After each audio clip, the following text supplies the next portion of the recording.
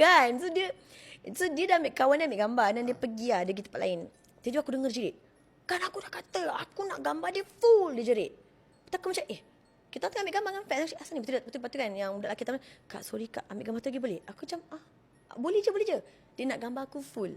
So aku tak tahu kenapa nak ambil gambar aku full. Sekarang aku dah tahulah, which is kalau nak santau ke apa, jangan ambil gambar full. Something like that lah, I don't know. So ambil gambar aku full. Okay, masa tu aku pergi karaoke.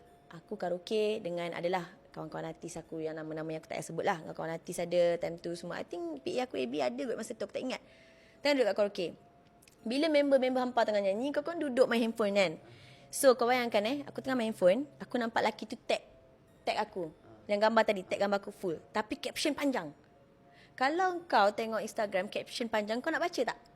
Mesti tak mestilah kau nak baca sebab kau nak takkanlah kau tak nak baca caption tu pasal kau nak tahu apa yang dia cerita pasal kau ni sebab gambar hampa mestilah kau nak tahu apa yang dia talk about you, is it something good or something bad. So aku just random, tak ada hati apa-apa rasa, apa just bacalah. So aku baca, starting dia I remember dia cakap macam dengan nama Nabi Muhammad aku terbalikkan dan di atas nama apatah nama Allah aku seru. Aku tak sedar, aku tengok macam ni. Dengan Nabi apa? Sebab bagi aku macam apa yang kau merepek ni? Dengan Nabi mana? Aku baca ni. Aku dah kena mantra. What the? Kau rasa? Sumpah. Demi Allah kat Instagram. Masa tu aku dah tak ingat apa jadi. AB ada kan masa tu kan? Dia ada, PA aku ni ada. Kan? Dalam tu kan? Gila weh. Aku masa dalam karaoke kan? Kau bayangkan ini takut gila babi menangis. PA aku macam aku sedar.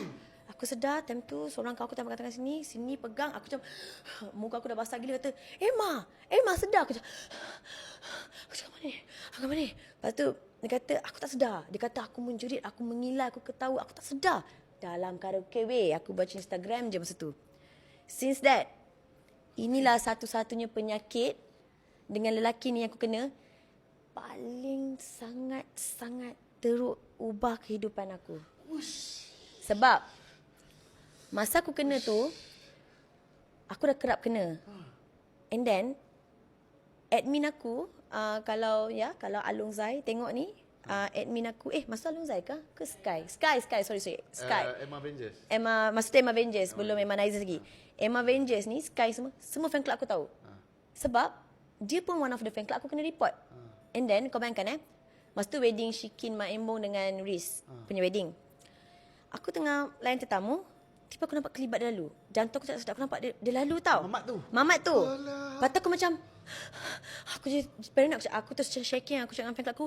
Sebab fan club aku ada lah masa tu. Aku cakap, weh lelaki ni kat sini. Semua fan club aku kepung aku, cakap, pergi kat luar, cakap dengan dia, siapa invite kau? Kau under siapa? Datang wedding orang ni. Lepas tu dia macam, saya under Elken, kakak aku buat Elken. Dia claim, saya under Elken, saya under Elken punya ni. Tak, kau tak boleh masuk. Aku kena masuk, aku dapat invitation. Bergara depan wedding. Tapi aku jadi takut gila. Wajak lah mamat tu. Kau ajar gila. Memang wajak. Time tu aku takut. Aku cakap lah, tolong, fan club aku semua ada ni. I think siapa yang ada ni semua tahu. Aku cakap lah, aku takut. Last kali, dia keluar, kita panggil polis. Polis datang.